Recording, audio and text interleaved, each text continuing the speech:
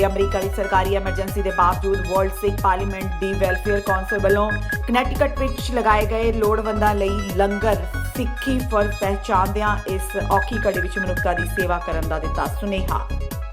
Corona virus ਦੀ ਮਹਾਮਾਰੀ ਕਾਰਨ ਜਿੱਥੇ ਪੂਰੇ ਅਮਰੀਕਾ ਵਿੱਚ ਐਮਰਜੈਂਸੀ ਲੱਗੀ ਹੋਈ ਹੈ ਤੇ ਸਾਰਿਆਂ ਨੂੰ ਘਰ ਬੈਠਣ ਦਾ ਹੁਕਮ ਹੈ, ਦਸ਼ਮੇਸ਼ ਪਿਤਾ ਦੇ ਲਾਲ ਤੇ ਭਾਈ ਕਨਈਆ ਜੀ ਦੇ ਵਾਰਸਾਂ ਨੇ ਆਪਣਾ ਫਰਜ਼ ਪਹਿਚਾਣਦਿਆਂ ਲੋਕਾਂ ਦੀ ਮਦਦ ਲਈ ਕਨੈਕਟਿਕਟ ਵਿੱਚ ਲੰਗਰ ਲਗਾ ਦਿੱਤੇ ਨੇ।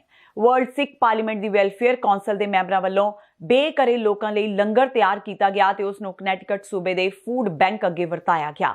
ਇਸ ਦੀ ਜਾਣਕਾਰੀ Swaranjit Singh Khalsa member Connecticut board of education ਤੇ ਵਰਲਡ ਸਿੱਖ ਪਾਰਲੀਮੈਂਟ ਦੇ ਨੁਮਾਇੰਦੇ ਵਜੋਂ ਸਾਂਝੀ ਕੀਤੀ ਗਈ।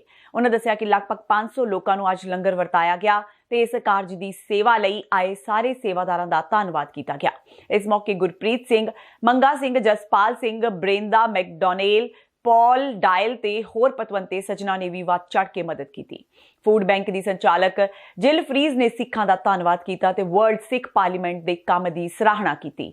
ਇਸ ਔਖੀ ਘੜੀ ਵਿੱਚ ਸਾਡਾ ਫਰਜ਼ ਹੈ ਕਿ ਆਪਣੀ ਸਿਹਤ ਦਾ ਧਿਆਨ ਰੱਖਦਿਆਂ ਅਸੀਂ ਆਪਣੇ ਸਥਾਨਕ ਭਾਈਚਾਰਿਆਂ ਵਿੱਚ ਲੋੜਵੰਦਾਂ ਤੇ ਪੀੜਤਾਂ ਦੀ ਮਦਦ ਕਰੀਏ ਤੇ ਗੁਰੂ ਨਾਨਕ ਸਾਹਿਬ ਦੇ ਫਲਸਫੇ ਤੇ ਪਹਿਰਾ ਦਈਏ। ਅੱਜ ਅਸੀਂ ਵਰਲਡ ਸਿੱਖ ਪਾਰਲੀਮੈਂਟ ਦੀ ਵੈਲਫੇਅਰ ਕਾਉਂਸਲ ਵੱਲੋਂ ਨਾਰਵਿਚ ਦੇ ਸ਼ਹਿਰ, ਜਿੱਥੇ ਕਨੈਕਟਿਕਟ ਸਟੇਟ ਦੇ ਵਿੱਚ ਜਿਵੇਂ ਤੁਹਾਨੂੰ ਪਤਾ ਹੈ ਐਮਰਜੈਂਸੀ ਲੱਗੀ ਹੋਈ ਹੈ ਇਸ ਟਾਈਮ, ਪਰ ਇਹਦੇ ਬਾਵਜੂਦ ਅੱਜ ਵਲੰਟੀਅਰਸ ਦਾ ਹੜ ਇੱਥੇ ਆਇਆ ਕਿਉਂਕਿ ਕਮਿਊਨਿਟੀਜ਼ ਦੇ ਵਿੱਚ ਅਜੇ ਵੀ ਫੂਡ ਦੀ ਬੜੀ ਨੀਡ ਹੈ ਤੇ ਅਸੀਂ ਚਾਹੁੰਦੇ ਹਾਂ ਵੀ ਸਿੱਖਾਂ ਦਾ ਪਹਿਲਾਂ ਹੀ ਫਰਜ਼ ਬਣਦਾ ਹੈ ਵੀ ਮਾਰਸ ਕੀ ਜਾਤ ਸਭ ਏਕੇ ਪਛਾਣਵੋ ਨੂੰ ਲੈ ਕੇ ਆਪਾਂ ਸਾਰੇ ਵੱਧ ਤੋਂ ਵੱਧ ਹੈਲਪ ਕਰੀਏ ਆਪਣੀ ਕਮਿਊਨਿਟੀਜ਼ ਦੇ ਵਿੱਚ। ਇਹ ਸਮਾਂ ਬੜਾ ਇੱਕ ਭਾਰਾ ਚੱਲ ਰਿਹਾ, ਜਿੱਥੇ ਅਸੀਂ ਸੇਫ ਵੀ ਰਹਿਣਾ, ਉੱਥੇ ਅਸੀਂ ਆਪਣੇ ਫਰਜ਼ਾਂ ਤੋਂ ਵੀ ਪਿੱਛੇ ਨਹੀਂ ਹਟਣਾ।